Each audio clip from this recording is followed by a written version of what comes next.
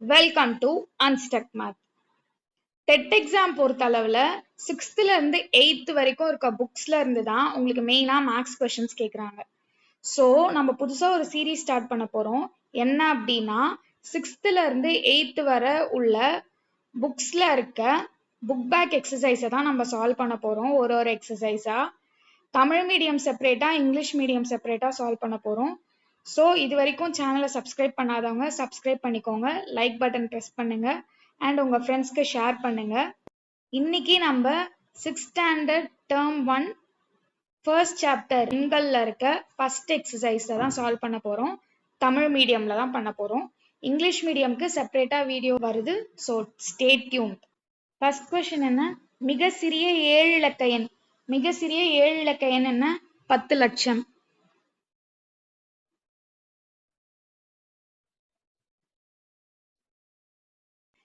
மிகப்பெரிய 8 இலக்க எண் என்ன?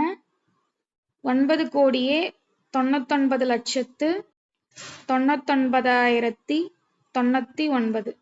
70,05,380 என்ற எண்ணில் 5இன் இடமதிப்பு என்ன?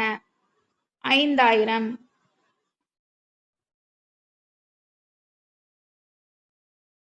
76,70,905 என்ற எண்ணின் விரிவாக்கம் 70 லட்சத்து பிளஸ் 6 லட்சம்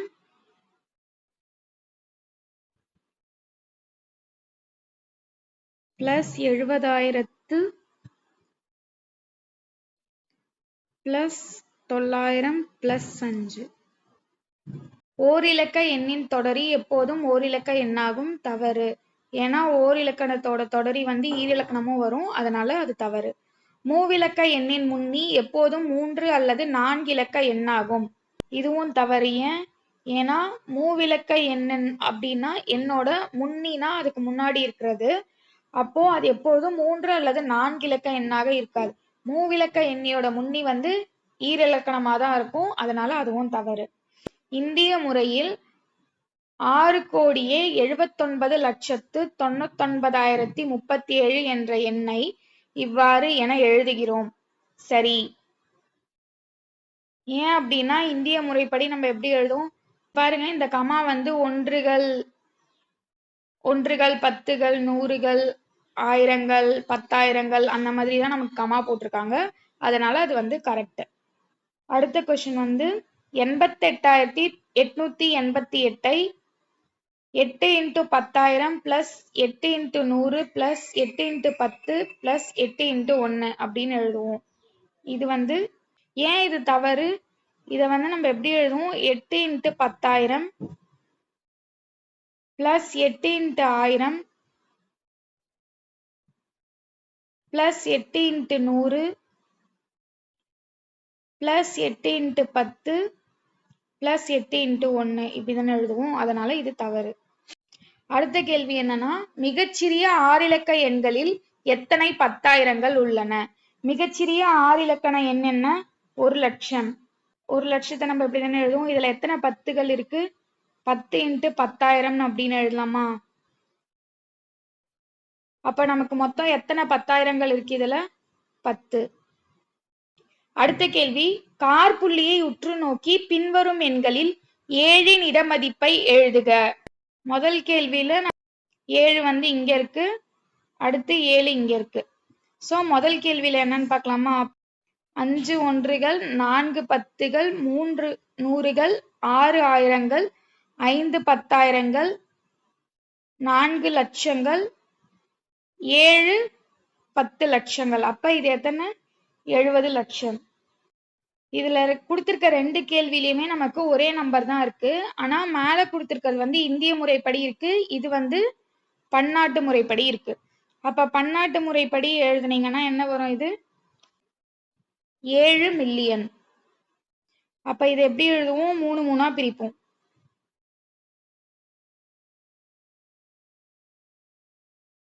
அடுத்த கேள்வி, காற்புள்ளியை பயன்படுத்தி பின்வரும் எண்களை பன்னாட்டு முறையில் எழுதுக. இப்ப இத நம்ம பன்னாட்டு முறையில் எழுதணும். பன்னாட்டு முறைனா என்ன பண்ணணும்? 3 3ஆ பிரிக்கணும். அப்ப இது என்ன வரும்? 347,056. இதை எப்படி எழுதலாம்? 7 மில்லியன் 345,671. இந்த கேள்வி வந்து 636,567,105. இது எப்படி எழுதுவோம்? 1,234,567,890. அடுத்த கேள்வி, மிகப்பெரிய 6 இலக்க எண்ணை எழுதி அதை இந்திய மற்றும் பன்னாட்டு முறைகளில் காற்புள்ளியிடுக. மிகப்பெரிய 6 இலக்க எண் என்ன? 9,99,999. அப்போ இதே நம்பர் தான். 9 வந்து 6 தடவை எழுதிக்கணும். இந்திய முறையிலையும் சரி பன்னாட்டு முறையிலையும் சரி. இந்திய முறையில எப்படி பிரிப்போம்? முதல் 3 இலக்கங்கள் முதல்ல 3 இலக்கமா பிரிப்போம், அடுத்து 2 இலக்கமா பிரிப்போம். ஆனா பன்னாட்டு முறையில என்ன பண்ணுவோம்? 3 இலக்கமா பிரிப்போம். அப்ப இது வந்து இந்திய முறை, இது பன்னாட்டு முறை.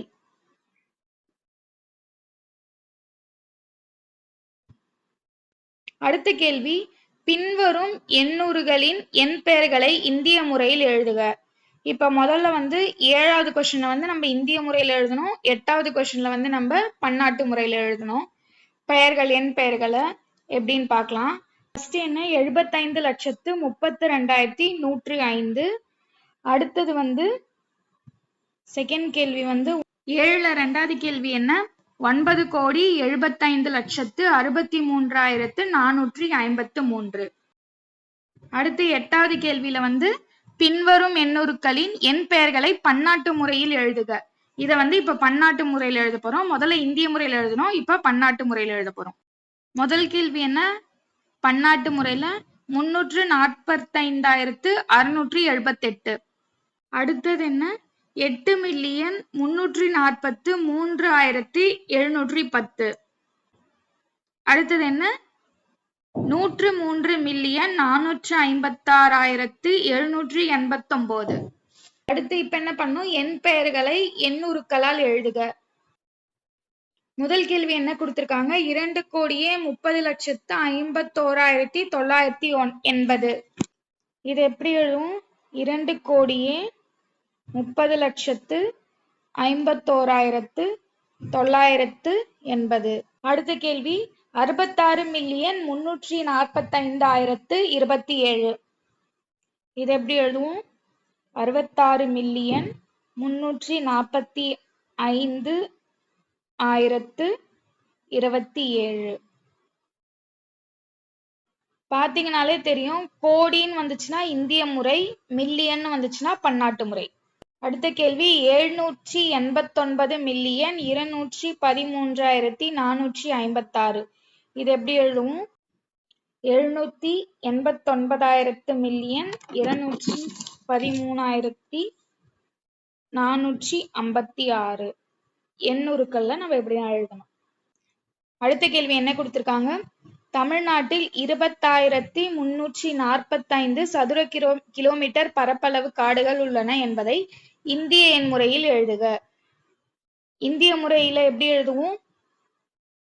26,345. அடுத்த கேள்வி, இந்திய தொடர்வண்டி போக்குவரத்தில் ஏறத்தாழ 10 லட்சம் ஊழியர்கள் உள்ளனர். இதை பன்னாட்டு எண் முறையில் எழுதுக. 10 லட்சம் அப்படிங்கிறத நம்ம எழுதணும். 10 லட்சம்னா பன்னாட்டு முறையில நம்ம என்ன சொல்லுவோம்? 1 மில்லியன். இதுதான் எக்ஸசைஸ் 1.1ல இருக்கிறது. அதுல கீழே வந்து புறவிய வினாக்கள் இருக்கு, அதுவும் ஆன்சர்ஸ் என்னன்னு பார்த்திடலாம். 10 மில்லியனின் தொடரி என்ன? 99,999 தொடரி மற்றும் முன்னியின் வேறுபாடு. இந்த எண்ணோட தொடரி என்ன? 1 லட்சம். இந்த எண்ணோட முன்னி என்ன? 99,998. இது ரெண்டுத்தையும் நம்ம கழிச்சோம்னா நமக்கு என்ன வரும்? 2.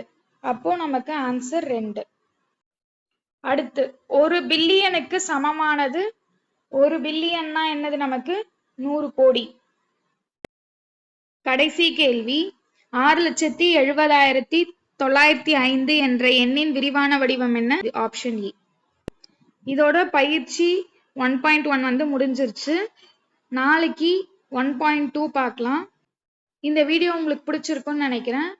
இன்னும் சேனலை சப்ஸ்கிரைப் பண்ணாதவங்க சப்ஸ்கிரைப் பண்ணுங்க, லைக் பண்ணுங்க அண்ட் உங்க ஃப்ரெண்ட்ஸ்க்கு ஷேர் பண்ணுங்க. வீடியோஸை கண்டினியூஸாக ஃபாலோ பண்ணுங்க. இதுக்கு மேலே 6th இருந்து 8th வரை உள்ள எல்லா எக்ஸசைஸுமே நம்ம போட போகிறோம். தமிழ் மீடியம் தனியாக, இங்கிலீஷ் மீடியம் தனியாக. ஸோ உங்கள் ஃப்ரெண்ட்ஸ்க்கு ஷேர் பண்ணுங்க, லைக் பண்ணுங்க, சப்ஸ்கிரைப் பண்ணுங்க. தேங்க்யூ.